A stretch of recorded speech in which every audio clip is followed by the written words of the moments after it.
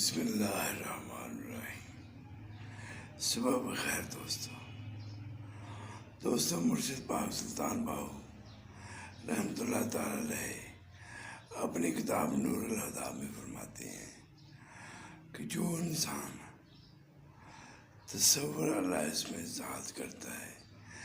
یا اپنے دل اور ذہن میں اللہ کو یاد کرتا ہے، اللہ کا ذکر کرتا ہے،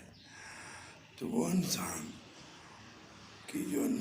روح اور جو اس کا نفس ہے وہ پاک ہو جاتا ہے،